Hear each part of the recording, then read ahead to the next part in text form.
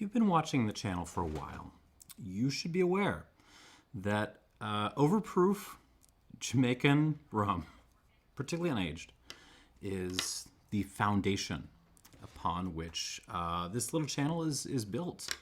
You've got the mighty Wray and Nephew Overproof, which is, I mean, it's not just great QPR, it's available great QPR. There should be like a different category, which is not just quality price ratio, but quality price ratio divided by availability or something like that. And on that scale, Wray Nephew is off the charts. You've also got Rum Bar from Worthy Park, which is unbelievably versatile.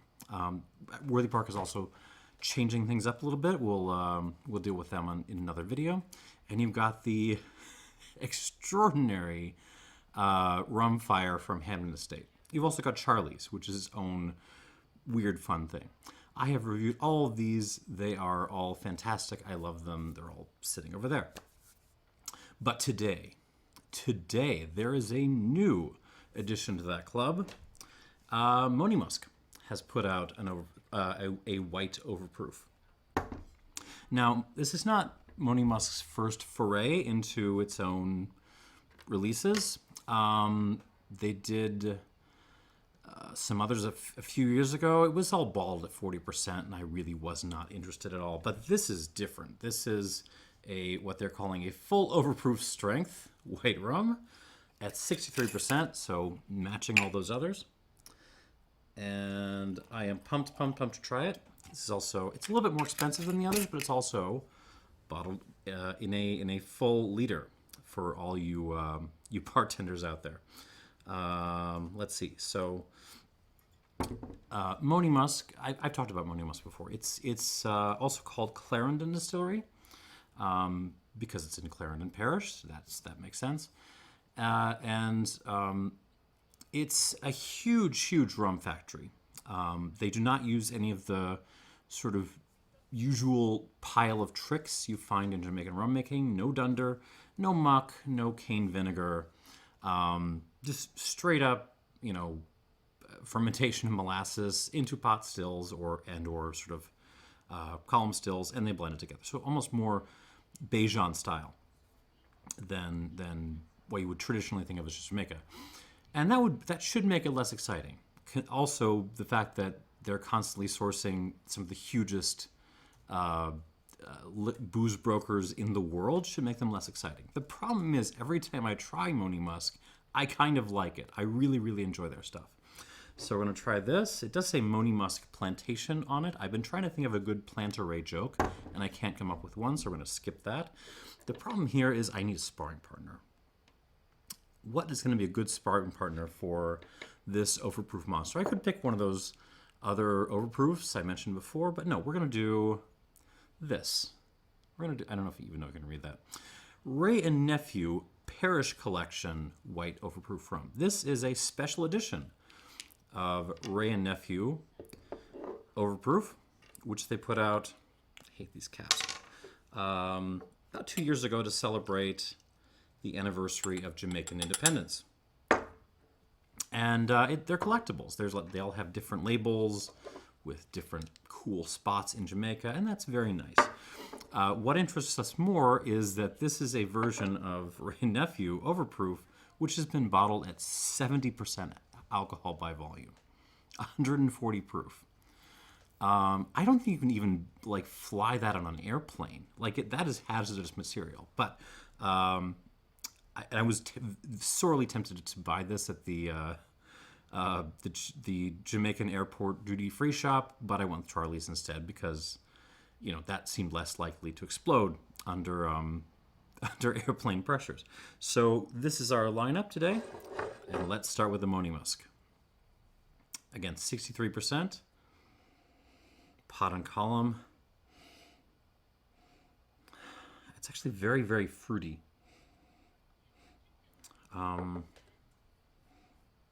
So initial impression, this might be the most kind of, well, I don't know. I mean, Rum Bar has its own fruitiness, but it's like really intense, wild rotting fruit. This is much more, approachable fruit, but it's very, very fruity. So banana peel, plantains, pumpkin, some strawberry jam in there. Something floral, a little hint of rosewater. Something else kind of aromatic, maybe like green tea leaves. But married in with all that fruitiness, there's a lot of like industrial notes as well. There's some gun smoke, like you're just hanging out at the gun range with the boys or something.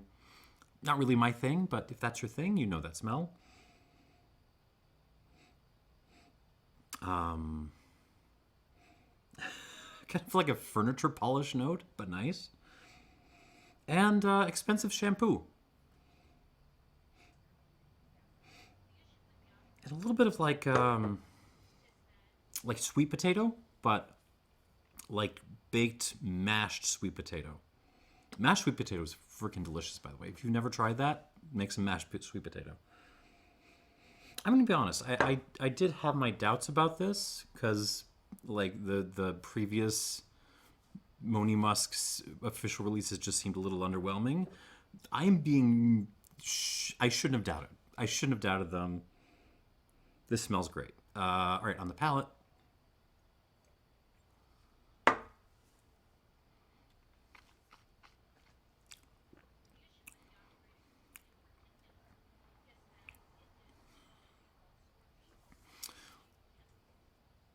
So it's a very civilized example of a Jamaican white overproof rum. At least as civilized as regular Wray and Nephew. But it is still, and boy howdy, a Jamaican white overproof rum. This kicks hard, but I'm kind of into that. Plantain. No, not plain. Wait. It's almost like imagine if someone made like a plantain flavored bubble gum. That's kind of what this tastes like. Yeah, pumpkin, sweet potato. This is going to sound weird, but vintage port. Like vintage port when it gets a couple of years on it. That marriage of like strawberry and licorice and pepper. That's totally in play here. Not like a highfalutin vintage ports. This is from one of the lesser houses, but still.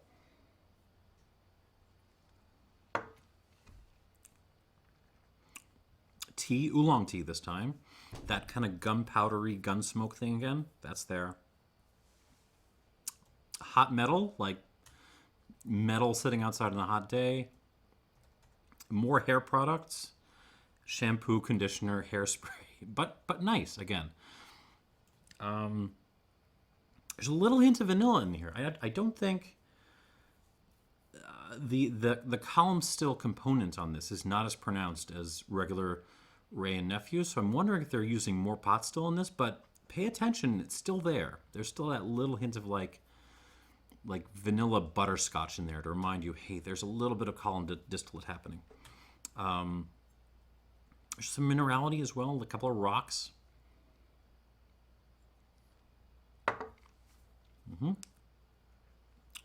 Touch of sea salt. Not a lot of like, there's the licoricey thing with the port thing.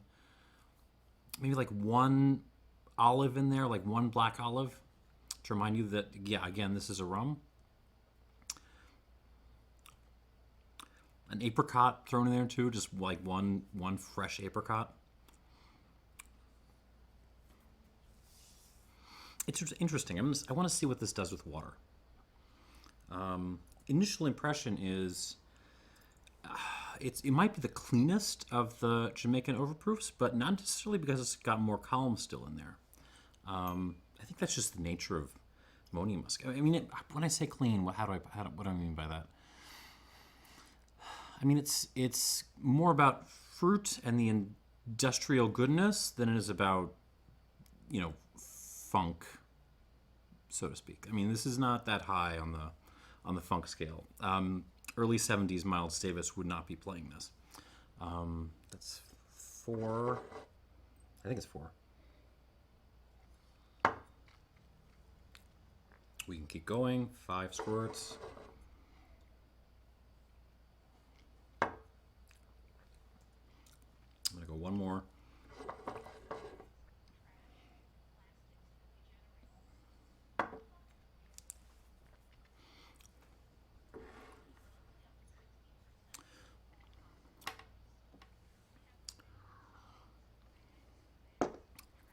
Monymusk, I really think that Monymusk, Clarendon are just, they're selling themselves short. Like, they make fantastic rum, and it's all going into, like, Myers. My God. I'm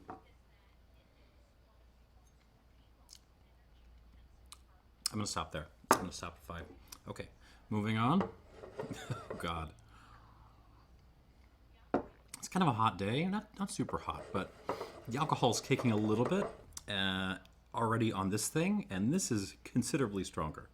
All right, Wray Nephew Parish Collection at 70% alcohol. Here we go.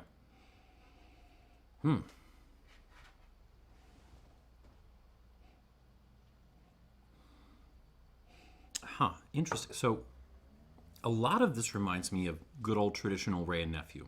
That kind of like, carrots and sweet potato with rock candy thing. But there's also like a kind of a sickly sweet note on this, which reminds me more of Charlie's. So it's almost like, imagine if you blended a little bit of Charlie's in with Wray and Nephew and then just cranked up the volume by a lot. Oh yeah, and also this is pretty nippy. The alcohol is kicking. It's there. Yeah, the stewed root vegetables, rock candy, but also like candied bubble gum, a little like not candied bubble gum, just bubble gum, double bubble. Candied blueberries, actually, though. There's some like candied berries in there, and there's like that kind of floral rocks, rocky flower thing, which I associate with higher ester rum. So I'm wondering if this is like a different blend from normal, if there's a little bit more higher ester stuff going into this. A la Charlie's. Lots of olives, lots of fennel. Like little caramel candies. Vanilla. One pickle as well. Little touches of like, it smells a little bit like a nail salon as well. And yes, it is certainly nippy. So, yeah, interesting. I wonder if they're using a funkier, more Charlie's-like formula for this release. Let's see how it is on the palate.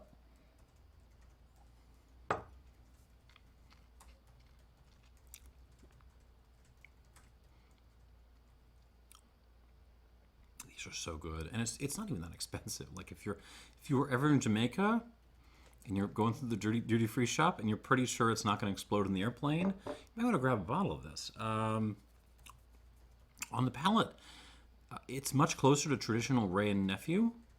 Some candied root vegetables. That's a lot what's going on, but nippier, and it's still got that kind of like rocks and flowers note. That I associate with something that's a little bit higher ester.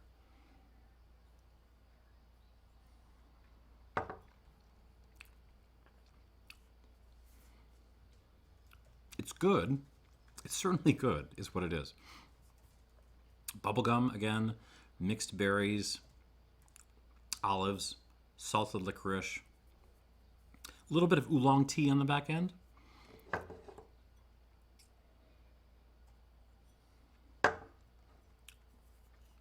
Little caramels, little butterscotches, vanilla. I mean, it's brutal. The strength is just kicking the back of my throat. But it's fun and it's delicious, and it's got a lot going on.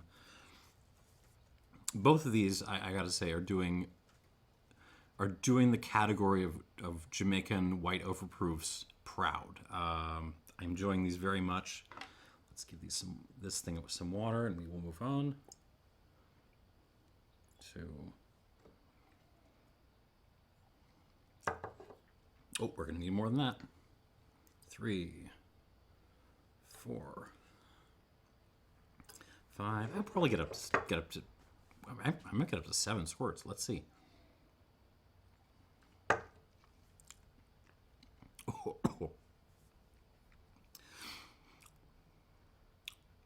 It's a funny thing about adding water. You really need to add the water and take a minute, because you try it again immediately and the alcohol just kicks you in the face. It doesn't make a lot of sense because you diluted it, but that's kind of what happens.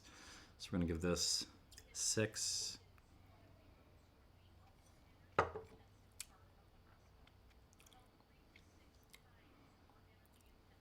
We're going to go 7. All right.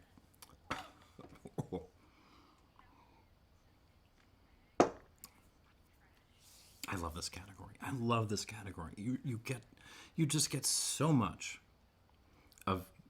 flavor, so much alcohol, so much just like terroir for like not a whole lot of money. I mean, this is one of the more expensive options on the American shelf, and it's still well under $40.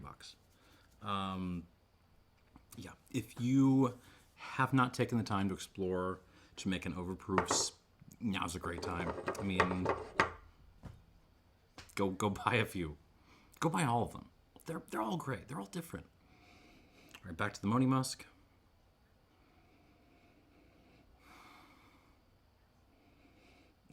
So it actually gets a little bit quieter with water. Oh, no, maybe that's wrong. Maybe that's, it gets kind of like more high-toned and aromatic and a little bit more smoky as well. So it smells a little bit like flower ash, like you just set some flowers on fire.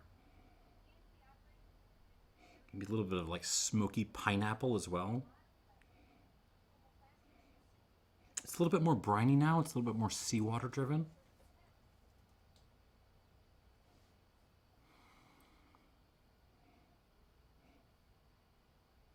Huh. It's funny. Okay. I don't know. I like this. I don't know if it's going to score as high as the others, but I like this, and I want to give this... I want to think about what I want to say about this. Let's put it that way. So we're going to try it on the palate.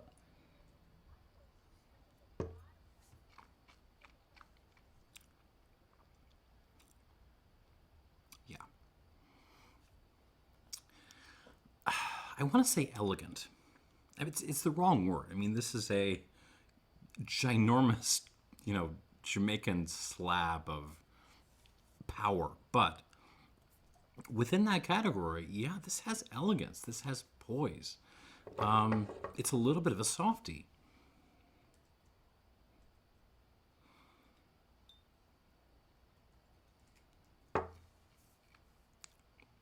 Floral, fruity, but also like smoky, a little bit burned.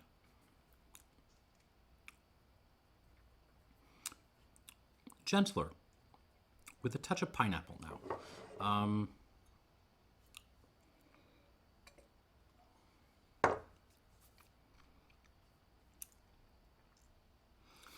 Here's the thing. I'm going to score this 86 out of 100, which I think, I'm going to have to double check. I think that's the lowest score I've given the overproofs that are out there, from the big distilleries. But I don't want you to get that twisted, because I probably like Rum Fire the best of those, but Rum Fire isn't something I'm going to pour and just drink for myself all the time. It's a little bit of work. This is not nearly as much work. This has, this feels a little bit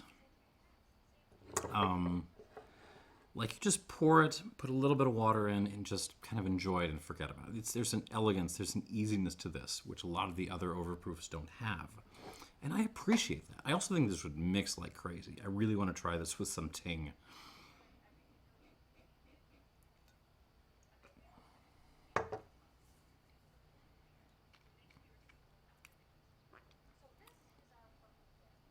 86 points. But still absolutely worth grabbing. Because there's lots of situations where you can try the other overproofs and they're just going to be a little bit too much. And this one slots in just a more, let's go for elegant approach to the style. I like it a lot. And we're going to move on. We're going to move on to the Wray Nephew Parish. Here we go. Let's see what happens on the nose. Oh, okay. Those Charlie's sorts of notes I was talking about before have really just kind of completely faded, and we're left with classic kind of desserty, candied carrots Wray Nephew. A little bit more peppery now, a little bit of light lemon peel.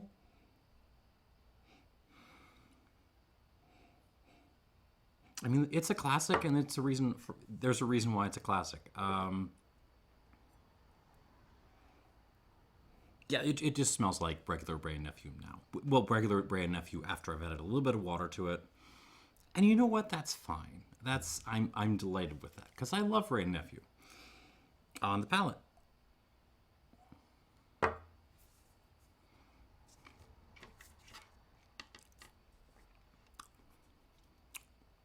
Killer. I mean, it's peppered carrot candy with a side of olives.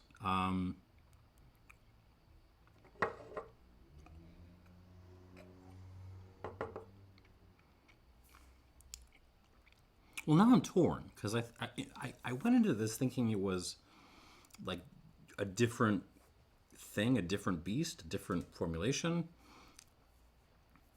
And now I'm kind of like thinking maybe not. Like it's just, at this point I'm basically thinking, yeah, this is basically Wray Nephew at 70% alcohol by volume.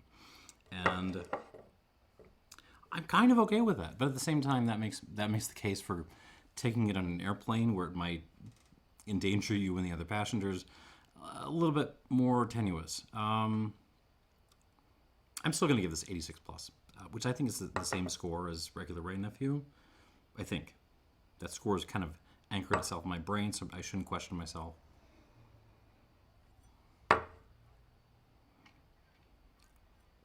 God, it's good though. 86 plus. And is it worth buying? I don't know. Beyond regular old Wray Nephew, it's a fun conversation piece. You can use it to blow out your sinuses if you want. I just review the things. It's up to you to decide whether you want to buy them or not. So, what do we got? 86 for the Monymusk. And the Wray Nephew Parish Collection gets an 86 plus. Thanks for watching and cheers.